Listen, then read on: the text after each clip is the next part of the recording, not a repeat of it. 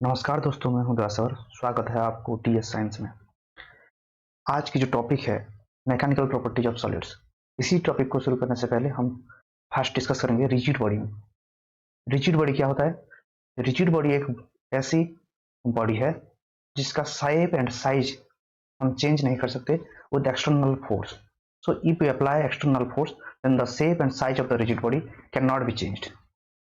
So in practical use, practically there is no such body which is rigid. In practical world हम देखते हैं कि कोई भी बॉडी जो है रिजिड नहीं होता और not so body is rigid. तो in practical use we can take a body, if we apply the force on the body then the structure of the body का जो स्ट्रक्चर है और शेप है और साइज है, उसका कॉन्फ़िगरेशन है, वो चेंज होगा। सो जो फोर्स अप्लाई एक्सटर्नली होता है उस एक्सटर्नल फोर्स को हम कहते हैं deforming force. External force is the deforming force. So ऐसी कुछ बॉडी होती है जिसके ऊपर हम अगर फोर्स अप्लाई करेंगे तो वो बॉडी का शेप और साइज चेंज होगा।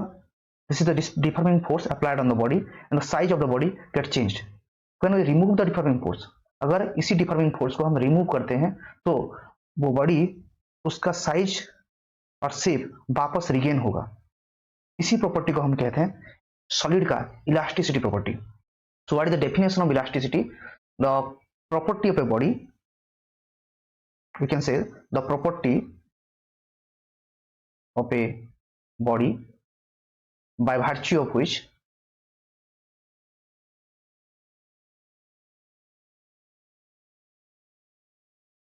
it tends to regain its shape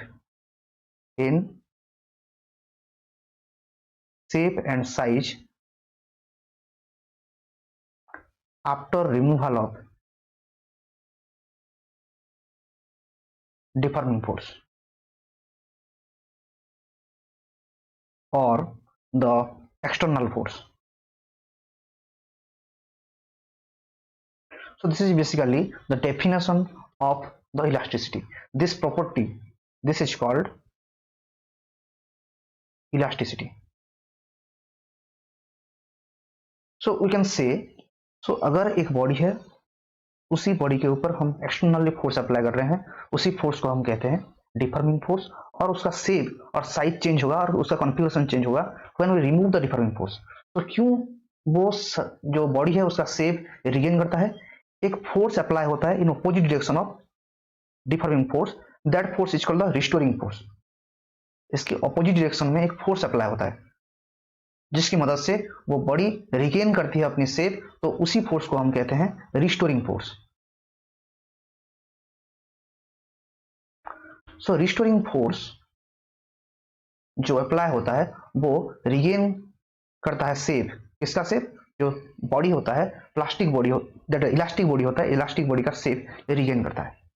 तो इसी प्रॉपर्टी के हिसाब से हम इसका बहुत सारी जो एप्लीकेशन है उसको कॉइन कर सकते हैं। जैसे कि एक रेलवे ट्रैक जो है आई शेप का बना हुआ होता है। So this is due to the property of the track, that is the elastic property of the track. So there is another physical quantity or there is a property that we call the plasticity or plastic property of solid.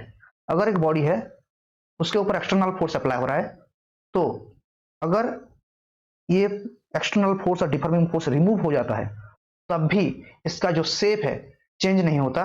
मतलब अगर हम external force apply कर रहे हैं तो totally इसका permanent shape change हो जाता है, उसका जो इलास्टिसिटी प्रॉपर्टी बिल्कुल नहीं रहता, उसका सिर्फ प्लास्टिसिटी प्रॉपर्टी होता है। इसका मतलब है कि जो परमानेंटली ये डिफॉर्मेशन होती है, the body which gets deform permanently is called plastic body and the property is called the plasticity.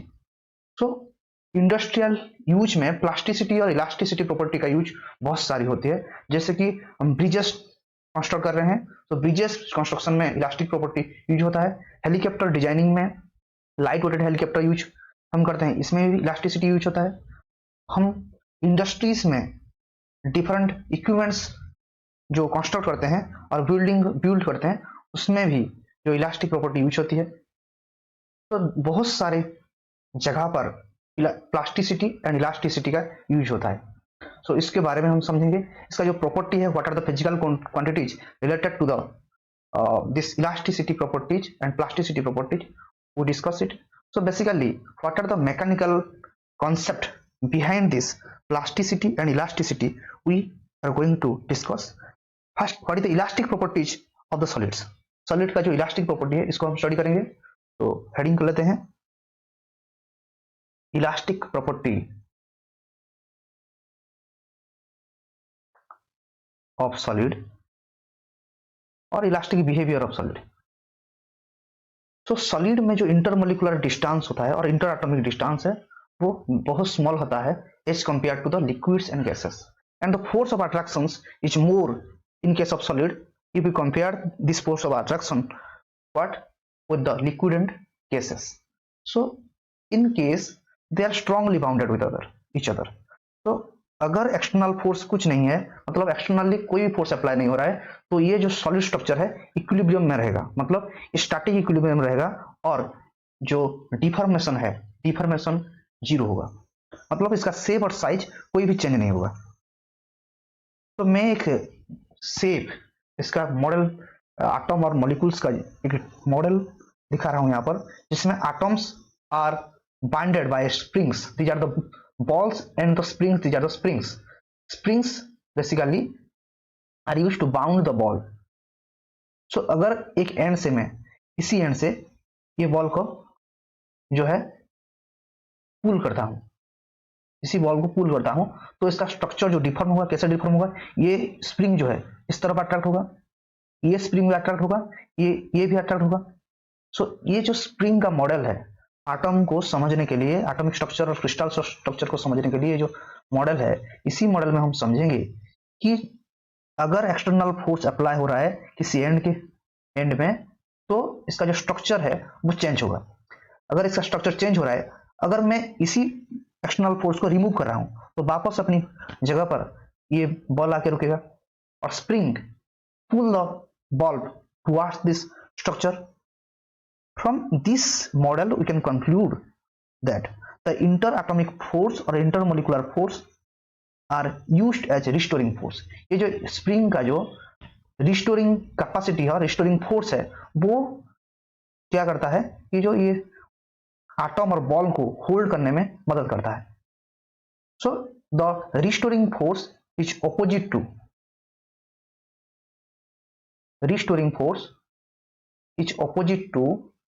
the deforming force.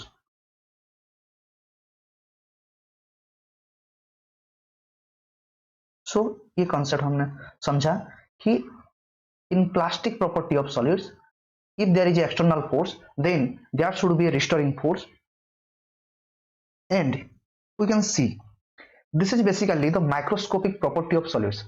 So Robert Hooke ने पहले इसको डिस्कवर किया था, और इसी मॉडल को उन्होंने प्रोड्यूस किया था कि जो एटम्स है वो इंटरमोलिकुलर फोर्स से बाउंड है, और अगर हम एक्सटर्नली कुछ फोर्स अप्लाई करेंगे, एक्सटर्नल फोर्स अप्लाई करेंगे, तो रिस्टोरिंग फोर्स रिस्टोर करेगा अपनी shape. The restoring force is the intermolecular force. Next हम समझेंगे कि स्ट्रेस क्या होता है और स्ट्रेन क्या होता है। सो नेक्स्ट हेडिंग में देंगे कि stress and strain.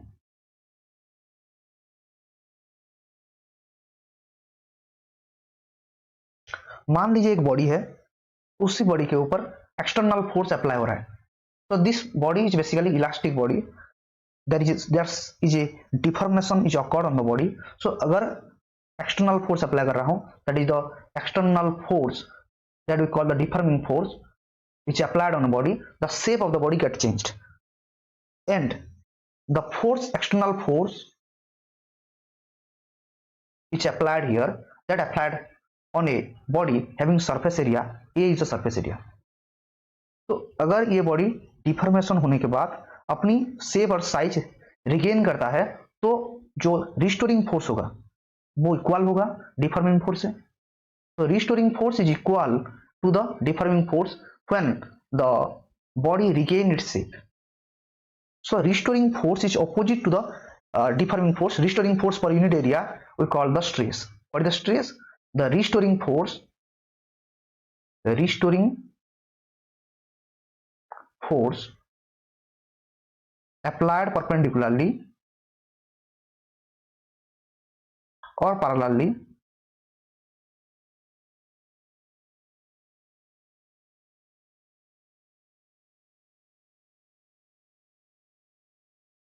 per unit area. Per unit area is called the what? It's called the stress. Stress what? Stress is the restoring force per unit area is called the stress. तो हम इसको ऐसे explain कर सकते हैं, stress is equal to force divided by area. So F divided by A is equal to stress.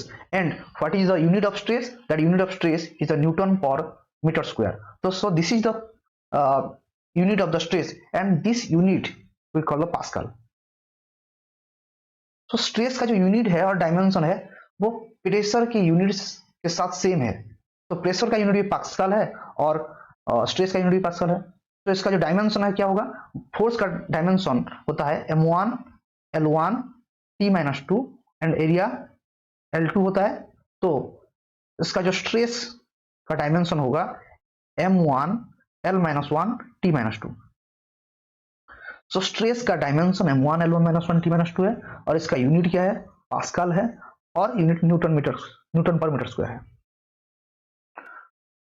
So the magnitude of stress is equal to force applied, that force is the restoring force per unit area is the magnitude of stress. So stress को हम अगर divide करें और उसका जो different types का count करें तो जो स्ट्रेस है, स्ट्रेस का डिफरेंट टाइप्स होता है. स्ट्रेस का होता है टेंसाइल स्ट्रेस. टेंसाइल स्ट्रेस क्या होता है? और there is stress we call the compressive stress.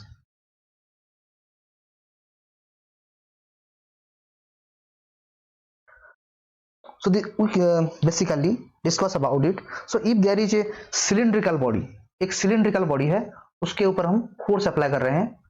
तो we basically apply the force perpendicularly on the cylindrical body at the base positions. The area of the base is A and two opposite forces is applied in opposite direction. तो opposite force है, opposite direction में apply हो रहा है.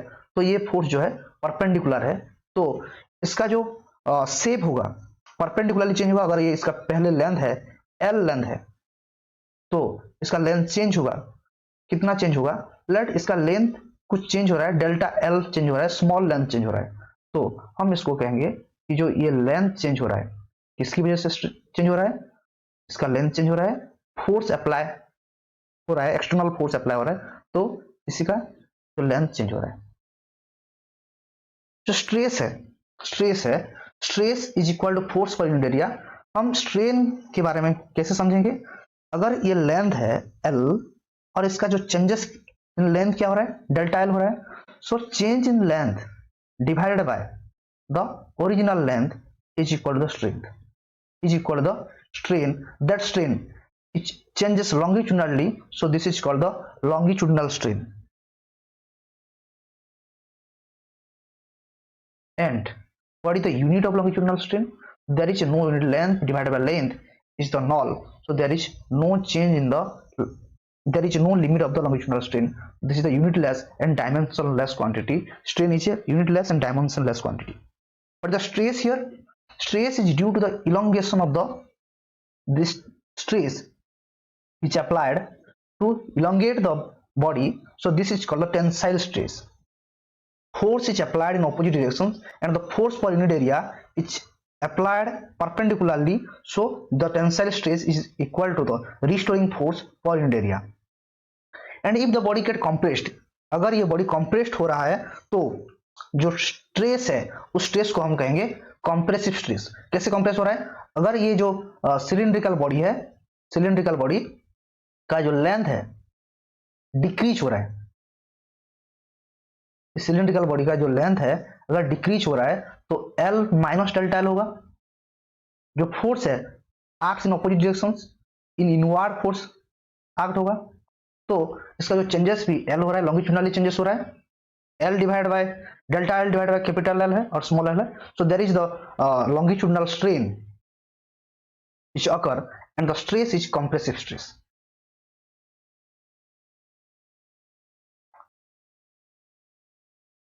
Tangential stress, अगर एक body के ऊपर tangentially फोर्स अप्लाई हो रहा है, so this is a body, cylindrical body.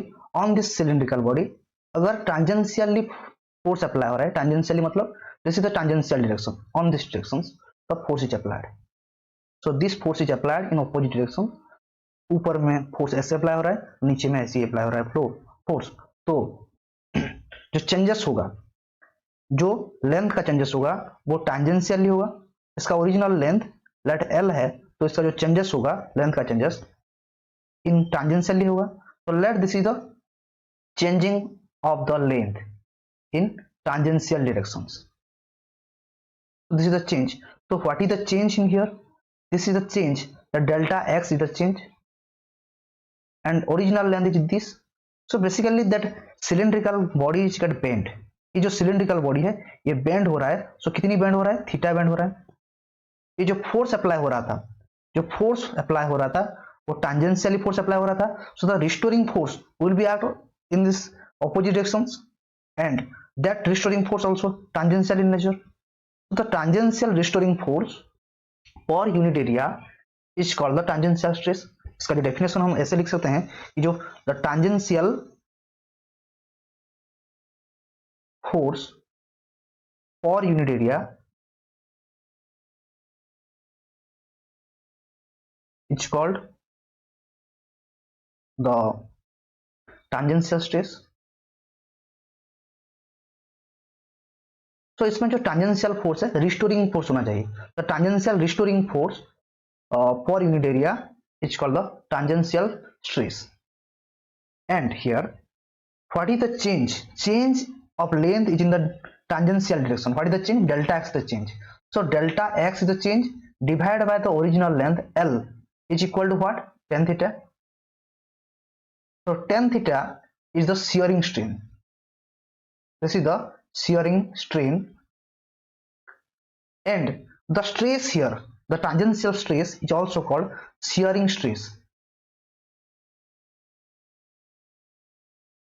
The tan theta is equal to delta L by L. This is the shearing strain, and the force, restoring force per unit area in tangential direction, that is the shearing stress.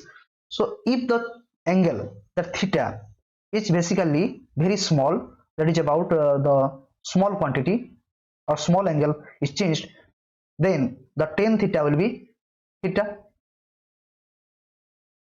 and delta L divided delta x, this is the delta x divided by L is theta, is the shearing strain.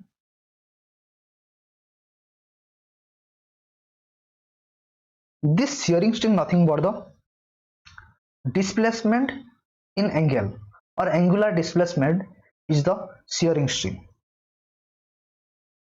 So if we take a book as example, so book makes the shearing strain. If we apply force on a body or force on the book, then the pages of the book will be displaced, and what happened?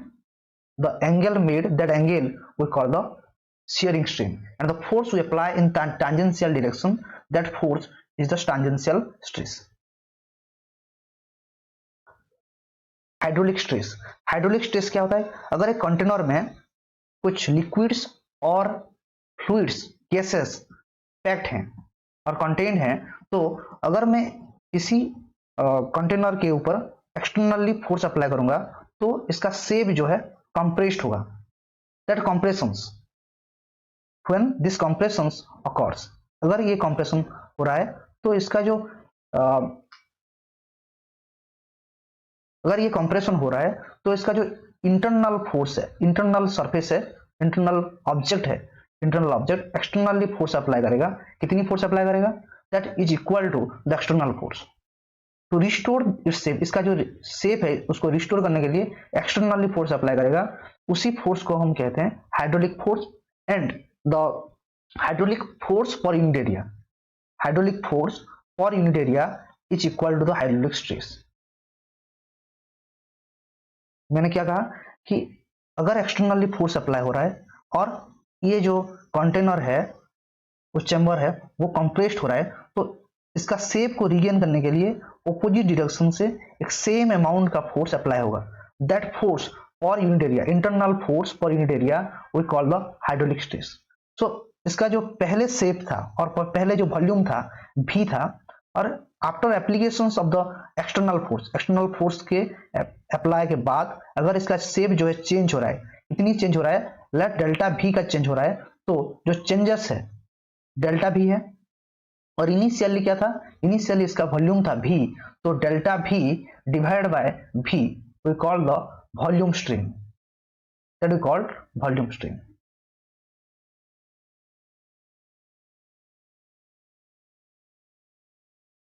Next हम समझेंगे Hooke's law क्या होता है। तो heading लगा लेता हूं यहां पर, हुक्स लॉ। हुक्स लॉ क्या होता है, अगर कुछ स्ट्रेन और स्ट्रेस का जो रिलेशन है, हुक्स लॉ क्या होता है, स्ट्रेन और स्ट्रेस का जो रिलेशन है, अगर जितनी मैं स्ट्रेस अप्लाई करूंगा, स्ट्रेस जितनी अप्लाई करूंगा एक सॉलिड के ऊपर, तो स्ट्रेन उतनी ज्यादा होगा। इसका मतलब क्या हुआ कि जो एक फोर्स अप्लाई हो रहा है एक्सटर्नली एक बॉडी के ऊपर, तो इसका शेप जो है रिगेन करने के लिए उतनी रिस्टोरिंग फोर्स अप्लाई होगा। मतलब restoring force per unit area जो है स्ट्रेस होता है, तो stress per unit, the stress will be more, stress will be more when the external force is more. जब एक्सटर्नल फोर्स ज्यादा होगा तो द रिस्टोरिंग फोर्स उतनी ज्यादा होगा और स्ट्रेस उतनी ज्यादा होगा, और जो चेंजेस है, जो शेप का चेंजेस है, कॉन्फ़िगरेशन चेंजेस जो है उतनी ज्यादा होगा। So stress is directly proportional to strain, ये हुक्स लॉ होता है। सो अगर मैं ये प्रोपोर्शनलिटी मार्क को हटा दूं तो इसमें क्या होगा, एक प्रोपोर्शनलिटी कांस्टेंट आएगा। So stress is equal to that constant, we call that K into strain. So इसी कांस्टेंट को हम कहते हैं that constant K is the modulus of elasticity. This we called the modulus of elasticity.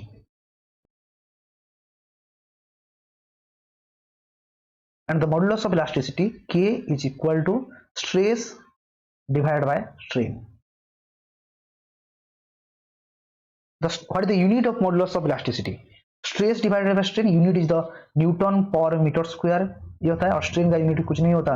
तो जो modulus of elasticity का unit होता है न्यूटन पर मीटर स्क्वायर होता है।